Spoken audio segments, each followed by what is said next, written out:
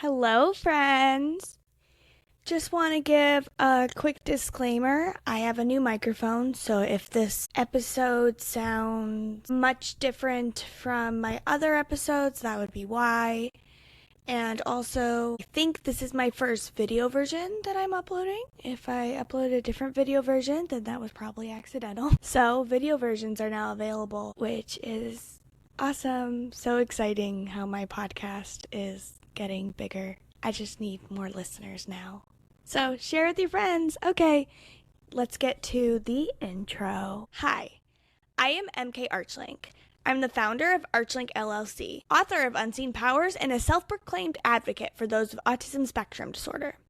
I was professionally diagnosed with level 2 autism spectrum disorder in September of 2022, and I've been working to educate myself on the topic ever since. I am here to help destigmatize neurodivergencies, starting with autism.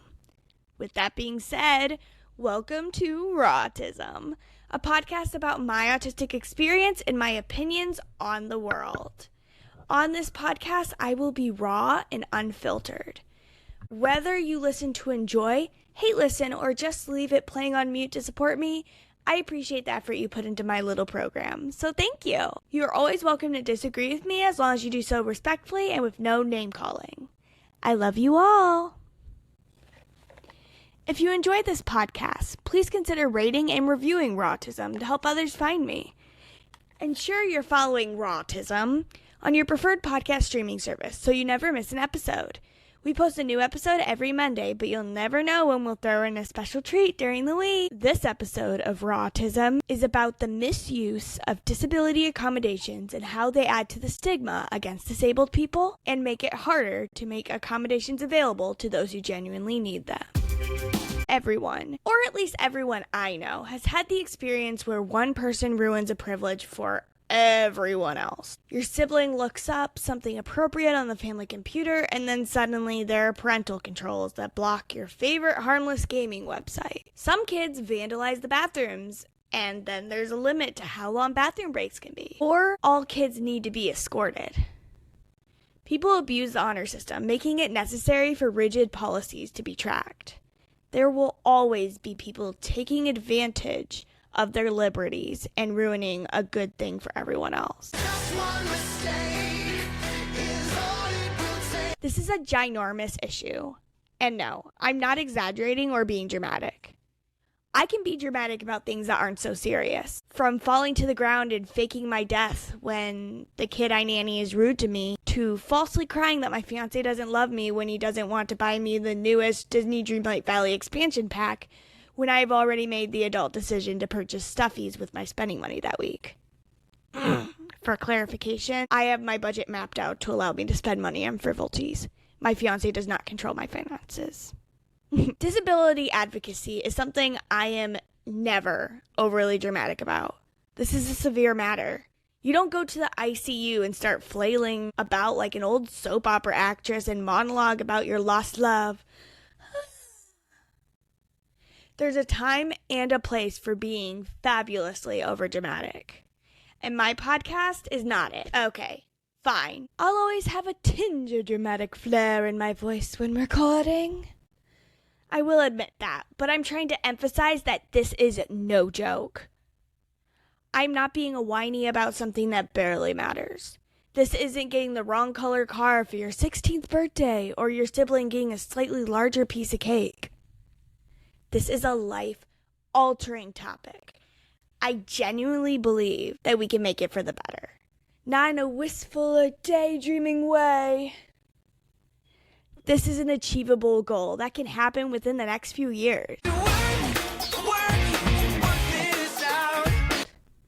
That was a song connection I didn't plan. I fit the qualifications for many government-provided disability accommodations that I do not necessarily need. I could apply for a disabled parking placard, fight for disability payments, or even get an assigned caretaker if I really wanted to.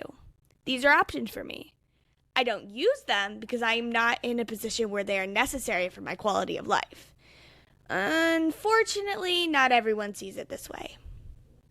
People who don't need these accommodations take advantage of the system for the convenience of it. Parking lots make me anxious with all the noise and movement. But I wear my headphones and follow common sense, and I'm fine. Using a disabled parking spot would be deceitful because my headphones are a better accommodation for my needs. People who get a placard simply to get the good parking, yes, I've heard that term being used. They abuse the system and make life harder for those who really need it. You're not going to remove a splinter surgically. It would get the job done, but it's vastly beyond the requirements of the situation. While you're on the operating table, getting that tiny sliver of non-toxic wood out of your ouchy finger, someone could be dying in the emergency room with a bullet in their chest. If you don't need it, don't use it. I will admit that the bullet analogy was a bit dramatic. I should have chosen a more reasonable surgery to get my point across, but I wrote that in the heat of the moment, so I will keep it. This podcast isn't called RAW-tism just because I thought it was a cool rhyme to autism. It really encapsulates the vulnerability I want to spill into this podcast. I hope that my passion will help you dig deep into your mind and help you think about these issues more than you would just hearing them casually on the news. It would be very annoying to get ready for work, only to see that no shoes are available, so you'd have to walk barefoot. It hurts and it makes your day harder, but oh well, someone else took all the shoes. Again, this is an example that's not really gonna happen, but it's a great analogy for handicap parking. Sure, it's more convenient to park in the front of the store, right next to the door. Cool. Trust me, I get it. But 5 minutes of exercise walking to the door from your parking spot is less of a burden than the distress and even physical pain of someone with a disability forced to walk that distance. It upsets the whole rest of their day. If I couldn't wear my headphones into a store, I would get overstimulated quicker and would barely make it to checkout before losing my With my headphones, I can go several stores and even hit up karaoke afterward and have a much easier time. Someone with a prosthetic leg could have a very different day depending on how far they have to go into a store. It could be the difference between debilitating pain and a slight ache. It seems like a stretch, but that's really the reality some people live with every day. If you don't need accommodations, please don't take it from those who do. It's common knowledge to avoid the bigger stalls in bathrooms because those are designated for wheelchair users, even if there's no signage. I'm glad this is a universally known thing, but that's not the full truth. It is for all disabilities. If you have trouble sitting and need the extra handbars they have on the wall, that stall is for you, regardless of wheelchair usage. I personally use it when my anxiety exacerbates my claustrophobia and I'm terrified to close the stall door. It helps me stay calm long enough to pee and get out of there. Some parents with small children with them will use the stall to avoid the kid crawling under the door to get more space. It should be reserved for those that need it. But the definitions aren't set in stone. There is some leeway in the necessity of accommodations. If there is only a handicapped stall left in the bathroom and you're about to have an accident, you need to use it. A handicapped person would, hopefully, rather wait a few minutes longer to use the toilet than you peeing your pants. That would not be great.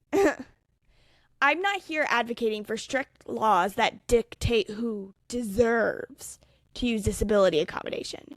I'm advocating for better education on these accommodations. Education is one of the most significant points of what I do as the founder of Archlink LLC. From a young age, students need to be taught about disabilities and accommodations. This will help prevent casual misuse from those who don't need them and help people who need them know they are available for their use. And there is no shame. There's too much imposter syndrome in the disabled community, and I'm not even talking about the deep issues of mental illness. I'm just saying that within people who need these accommodations, there's a deep mentality of feeling like they're taking something that doesn't belong to them. I've seen so many stories of teenagers or younger children needing canes to walk, but can't go out in public in fear that an older person will judge them for taking a walking aid from a senior citizen. There's too much stigma around mobility aids and other disability accommodations, and it makes it so hard for anyone to feel fully confident using their accommodations if they don't fit the stereotype. There are mobile wheelchair users. When they stand up from their chair for a moment, they can be accused of faking their disability, and that is sometimes seen as socially acceptable. If you don't need a wheelchair, don't use it. Some people can walk, but for one reason or another, they may need a wheelchair to function in the long run. That's needing a wheelchair. Don't judge a book by its cover. Everyone has the option to do what is right. It isn't always easy or straightforward. Sometimes there is more than one correct or okay answer that won't make anyone happy. It isn't always easy or straightforward. Sometimes there's more than one correct answer, or it's an okay answer that won't make everyone happy. But it works for the most people. Unfortunately, not every situation has a Disney happily ever after ending. Disability accommodations may be controversial, but there is a demographic need for them, and another demographic who abuses. These groups sometimes overlap. Someone who needs one thing could be abusing another accommodation that they don't need. Like me getting a disability placard would be an abuse because that is not an accommodation I need. It's not always black and white, but your heart always knows what's right. There aren't enough disability accommodations. Most bathrooms only have one handicap stall. Stores have a limited number of electric scooters. And some medications are constantly on back order. It would be insane to ask my listeners to fix all the world's problems when it comes to disability accommodations. Thankfully, that is not the result I am looking for. All I am asking is for y'all to think about the consequences of your actions. Life's not fair. Life is tough. Let's do our best not to make it more challenging for those with disabilities. I won't get a disabled placard because I don't need the parking space. If you need those parking spaces, please use them. That's what they are for. But don't be afraid to stand up for what's right. If someone's parked in a disabled parking space without a placard, report them. Tell a manager if a bunch of ignorant teenagers are racing electric scooters down the store aisles. Stand up for disabled people as much as you can. Sometimes you might be wrong. The disability placard could have fallen, or the teenagers could all need mobility aids. That seems very unlikely, but you never know. This is why you need to address the issue with proper authorities. Don't go talking to the person using it. Report the parking to the city. Report the scooters to the store manager, or use a non-emergency police number. Do the right thing. Again, I do not recommend going up to the person with the mobility device and cussing them out. That's not going to solve anything. Report it. They can see in the best way possible if the person actually needs it, and then if they don't, you did a service.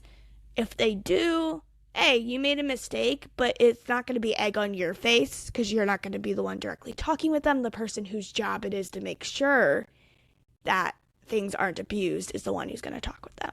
So, hope that makes sense. If not, always feel free to ask me questions. And here comes the outro. Since I have a new recording and editing system, I haven't figured out how I want to pre-record the intro and outro. So you could probably tell that I am just reading them off my script. As always, I am not here to shame anyone.